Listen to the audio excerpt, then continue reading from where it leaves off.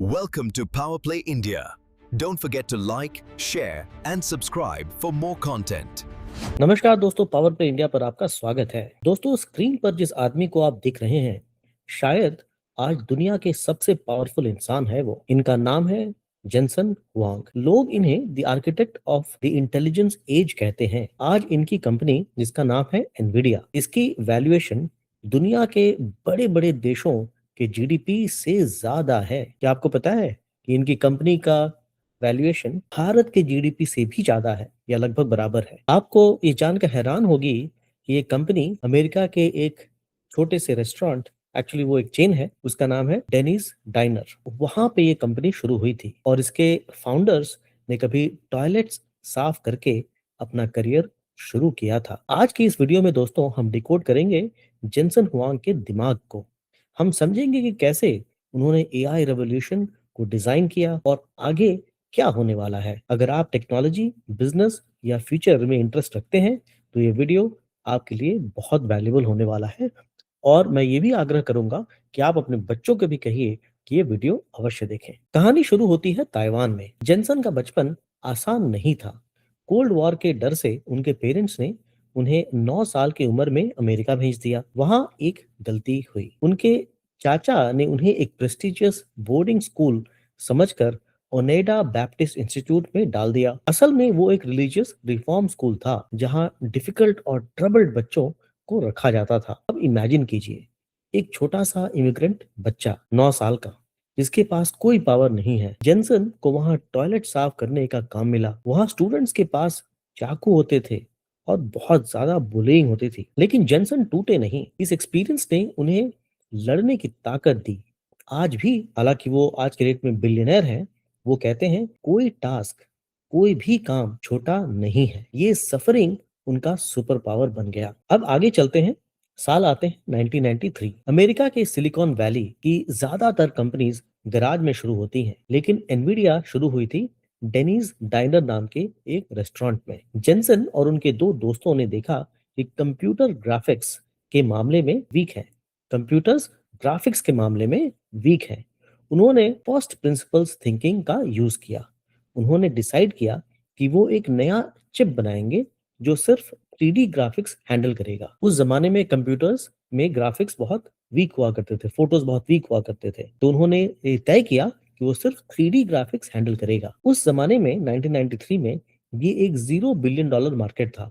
मतलब उस वक्त ऐसा कोई मार्केट एग्जिस्ट ही नहीं करता था। ये एक बहुत बड़ा गैम्बल था। शुरुआत में वो फेल हुए। उनका पहला चिप जिसका नाम था NV1 फ्लॉप हो गया और कंपनी बैंकरप्सी के किनारे पहुंच गई। जेनसन ने तुरंत अपनी गलती मानी, आधे से ज्यादा स्टाफ को फायर किया और पूरा डायरेक्शन बदल दिया। ये एडाप्टेबिलिटी ही एनवीडिया की सक्सेस का राज है। अब चलते हैं 1999 में। एनवीडिया ने दुनिया को पहला जीपीयू मतलब ग्राफिक्स प्रोसेसिंग यूनिट दिया, लेकिन असली गेम चेंज हुआ 2006 में। जेनसन ने CUDA नामक एक सॉफ्टवेयर लॉन्च किया।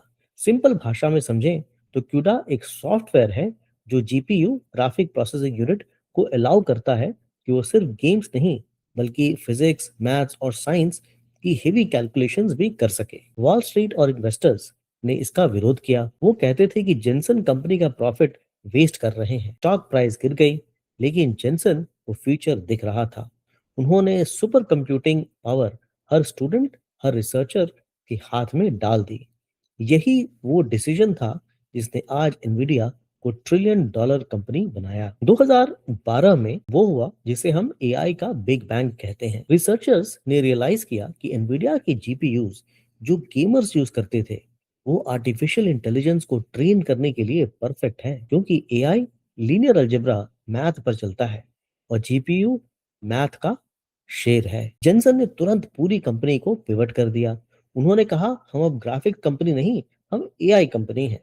2016 में उन्होंने दुनिया का पहला एआई सुपर कंप्यूटर जिसका नाम उन्होंने रखा DGX-1 बनाया और वो खुद ओपन एआई नाम की एक कंपनी को डिलीवर किया। वही ओपन एआई जिसने बाद में चैट जीपीटी बनाया। अगर आपने चैट जीपीटी यूज किया है या उसका नाम सुना है तो उसको बनाने वाली कंपनी का नाम है ओपन एआई। और ओपन एआई के पास जो पहला सुपर कंप्यूटर पहुंचा वो एनवीडिया ने बनाया। अब आपको समझ में आ गया होगा कि वो पहला सुपर कंप्यूटर इतना जरूरी, इतना इंपॉर्टेंट क्यों था। आज डेटा सेंटर्स बदल गए हैं। जेंसन कहते हैं कि ये अब एआई फैक्ट्रीज हैं। पहले डेटा सेंटर्स फाइल स्टोर करते थे, आज ये फैक्ट्रीज रॉ मटेरियल्स जो कि डेटा और इलेक्ट्रिसिटी है लेती हैं और इंटेलिजेंस मैन्युफैक्चर करती हैं। इस फैक्ट्री की मशीन है एनवीडिया H100 और नया ब्लैकवेल चिप। इलॉन मस्क का नाम आप तो आपने सुना होगा।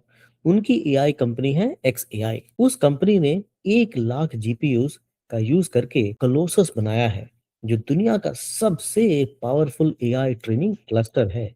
ये स्केल अनइमेजिनेबल है, अविश्वसनीय है। अब बात करते हैं दोस्तों जियोपॉलिटिक्स की। जेंसन एक नया कॉन्सेप्ट लाए हैं, सॉवरेन एआई। इसका मतलब है हर देश जैसे भारत, जापान, फ्रांस, अमेरिका को अपना खुद का एआई इंफ्रास्ट्रक्चर बनाना चाहिए। आप अपना डेटा और कल्चर किसी अमेरिकन कंपनी के भरोसे नहीं छोड़ सकते। भारत के इंडिया एआई मिशन के साथ एनवीडिया पार्टनर कर रहा है ताकि भारत को अपना इंटेलिजेंस बनाया जा सके। जेंसन मानते हैं कि एआई अब नेशनल सिक्योरिटी का मुद्दा है। साथ ही यूएस और चाइना के ट्रेड वॉर के चलते अब वो बिल्ड इन अमेरिका पर फोकस कर रहे हैं ताकि मैन्युफैक्चरिंग कंट्रोल में रहे। इंटरनेट एआई, चैट जीपीटी तो बस शुरुआत थी। अगला स्टेप है फिजिकल एआई। फिजिकल एआई मतलब क्या हुआ? मतलब ऐसे एआई मॉडल जो स्क्रीन से निकलकर फिजिकल दुनिया में काम करेंगे, मतलब रोबोट्स। एनवीडिया ने प्रोजेक्ट ग्रूट लॉन्च किया है, जो ह्यूमनॉइड रॉबोट्स का दिमाग, ब्रेन बनाएगा। यानी ह्यूमनॉइड रॉबोट्स मतलब वो रोबोट होंगे लेकिन वो ह्यूमंस की तरह दिखेंगे, इसीलिए वो ह्यूमनॉइड कहलाते हैं। लेकिन रोबोट को रियल वर्ल्ड में ट्रेन करना बड़ा डेंजरस है, इसलिए एनवीडिया ने ओमनीवर्स बनाया। ये एक डिजिटल दुनिया है, मैट्रिक्स जैसी। अगर आपने मैट्रिक्स पिक्चर देखी है तो मैट्रिक्स जैसी, जहां रोबोट्स सेफ एनवायरनमेंट में ट्रेनिंग करते हैं और फिर वो इंटेलिजेंस रियल रोबोट में ट्रांसफर की जाती है। जेनसन हुआंग एक टिपिकल सीईओ नहीं है। उनका स्टाइल एकदम अलग है। उनके अंदर 50 से ज्यादा लोग डायरेक्ट रिपोर्ट करते हैं। नॉर्मल कंपनीज में ये करीब 7-8 लोग होते हैं। ऐसा इसलिए करते हैं ताकि इंफॉर्मेशन उन तक डायरेक्टली पहुंचे, बिना किसी फिल्टर के। वो 1:1 मीटिंग भी नहीं रखते। जो बात करना है सबके सामने करो। और हाँ, उनकी वो ब्लैक लेदर जैकेट, वो उनका सिंबल है कि वो एक रेबल इंजीनियर हैं। कोई सूट बूट वाले कॉर्पोरेट बॉस नहीं, वो हमेशा वॉर मोड में रहते हैं। जेनसन का मानना है कि अगला बिलियन डॉलर प्रॉब्लम बायोलॉजी है। वो कहते हैं कि बायोलॉजी है बस एक इंफॉर्मेशन प्रोसेसिंग प्रॉब्लम है। अगर हम डीएनए को सॉफ्टवेयर कोड की तरह समझें तो एआई नए ड्रग्स यानी दवाइयां डिजाइन कर सकता है।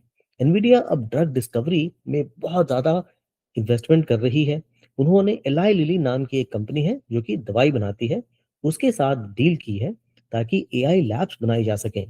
फ्यूचर में शायद कैंसर का इलाज कोई डॉक्टर नहीं बल्कि एनवीडिया की चिप ढूंढेगा। अभी 2025 और 2026 में क्या होगा? अब तक एआई आपसे बात करता था, अब नए मॉडल्स आ रहे हैं जिसे हम रीजनिंग मॉडल्स कहते हैं। जैसे ओपन एआई का O1 मॉडल। जवाब देने से पहले ये मॉडल्स सोचते हैं। जेनसन का कहना है कि इस थिंकिंग प्रोसेस के लिए 100 गुना ज्यादा कंप्यूटिंग पावर चाहिए। इसका मतलब है एनवीडिया के चिप्स की डिमांड कम नहीं होने वाली बल्कि और बढ़ने वाली है। हम बस शुरुआत में हैं। तो दोस्तों, ये थी कहानी एक इमिग्रेंट लड़के की जिसने टॉयलेट साफ करने से शुरू किया और आज दुनिया के सबसे वैल्यूएबल कंपनी का आर्किटेक्ट बन गया है। एनवीडिया सिर्फ चिप्स नहीं बेचता, ये इंटेलिजेंस एज का इंजन बन गया है। जेनसन की लाइफ से हमें ये सीखने को मिलता है, एक, मुश्किलों से डरो मत। दूसरा, वो देखो जो दूसरे नहीं देख पा रहे हैं। तीसरा, कन्विक्शन। जब दुनिया बोले तुम गलत हो पर तुम्हें अपने मैथ पर भरोसा हो तो लगे रहो। दोस्तों, आज का शो यहीं खत्म होता है। ये वीडियो अगर पसंद आया तो लाइक और सब्सक्राइब जरूर करें। मिलते हैं अगले वीडियो में। पावर प्ले इंडिया देखने के लिए बहुत बहुत धन्यवाद। Welcome to Power Play India. Don't forget to like, share, and subscribe for more content.